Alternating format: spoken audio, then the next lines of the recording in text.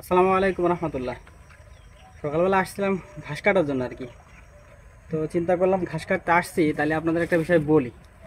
আপনারা দেখছিলেন যে আগে আমরা বিচলি কাটছিলাম।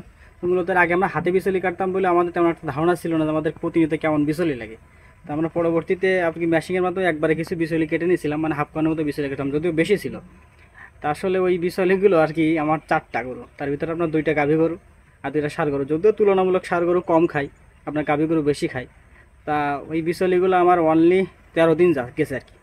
মানে হাফকন বিচলি আপনার 13 দিন গেছে।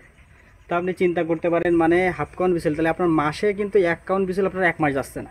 তাহলে আপনি যদি চিন্তা করেন তাহলে বছরে আপনার কতটুক বিচলি লাগবে। আমি আমার আমার গরুর কথা বলতেছি, আমার 4টা গরুর জন্য বলতেছি। অনেকে বেশি পরিমাণে পোষেন কিংবা অনেকে কম আছে, না সেই সাপেক্ষে। তো আপনি মনে করেন যে আমি আজকে ঘাস ব্যতীত যদি আপনি গরু পালন করার চিন্তা ভাবনা করেন, তাহলে এটা নিছক বোকামি ছাড়া আর কিছু আমি মনে করি না। এই যেরকম এখন আমাদের মনে করেন, আমাদের যদিও পর্যাপ্ত পরিমাণে ঘাস নেই আর কি, আমাদের তেমন আমি আগেও বলছি যে আমাদের নিচু এলাকায় এখানে পানি উঠে যায়, তেমন ঘাস লাগানোর পরিবেশ পরিস্থিতি নেই। আমি টুকটাক চেষ্টা করি যে এখানে জায়গা পাই আর কি লাগানোর জন্য। মানে আমি যতটুকু চেষ্টা করি যে আমার ওই ওই জায়গা থেকে আপনার কস্টিং খরচটা কমায় নিয়ে এসে যত ঘাসের পড়তে দেওয়া যায়। তো সেই জায়গা থেকে আসলে আমি কিছুদিন যাবত এই বিষয়টা নিয়ে ভাবতেছি যে আসলে আমি, আপনি চিন্তা ভাবনা করছেন কিংবা আমরা চিন্তা ভাবনা করি যে গরুর খামার করবো, এরকম করবো। তা আসলে আপনি গরুর খামার করার আগে চিন্তাটা ওইটা করেন যে আমি গরুর সরঞ্জাম কীভাবে জোগাড় করতে পারবো, আমার সেই রকম অ্যাবিলিটি আছে কিনা। তো ওই জিনিসটা আপনার আগে জোগাড় করতে হবে। তো মূলত আমাদের এই ঘাসগুলো আপনার, এগুলো আপনার দেখেন, আমি একটু দেখাই।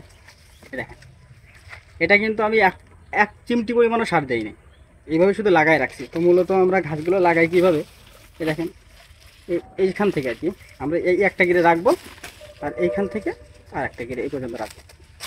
রাখার পরে আর কি এইরকমভাবে, যদিও এখানে আলাদা করে পাংশু সাইজ, এটা অনেকে সময় ছাড়েন আর কি। তো এইটা আমরা এইভাবে আর কি একটা মাটির নিচে দিয়ে আর কি পুঁতে দিই। তো মূলত আমরা প্রসেসিং চলতেছে আর কি, যদিও আমার এখানে বলছে যে আমার এখানে পানি উঠে যায়। তো চিন্তা ভাবনা করলাম যে যেইভাবে হোক অন্তত একটা বছর খাওয়াইতে পারলে তো সে 1 বছর লাভ। আপনি 1 বছরে আপনার যে পরিমাণে বিচলি যাচ্ছে সেই পরিমাণ যদি আপনি 1 বছর, যেহেতু আমাদের প্রতি বছর বছর এই বর্ষার সিজন এখন আস্তে আস্তে, আর সামনে এখন 1 বছর সময় আছে, এর ভিতরে আমরা যতটুকু খাওয়াইতে পারি। তো সেই জায়গা থেকে আর কি আমি চিন্তা ভাবনা করছি, যদি আমরা এখানে আসছি আমাদের গরু ঘাস কাটার উদ্দেশ্যে, গরুর জন্য ঘাস কাটার উদ্দেশ্যে। তো আমি এখন অন্য অন্য জায়গায় প্রস্তুতি করতেছি, মানে আমার চাষের পাশে টুকটাক যে জায়গাগুলো আছে সেগুলো আমি আর কি কমপ্লিট করতেছি এখানে ঘাস লাগানোর জন্য।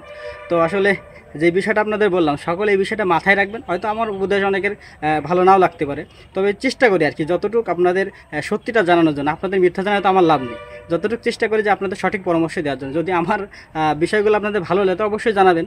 তো যাই হোক, সকলে আমার জন্য দোয়া করবেন, আল্লাহ তাআলা যেন আমার খামারে বারাকা দান করে। আজ এই পর্যন্ত, আসসালামু আলাইকুম।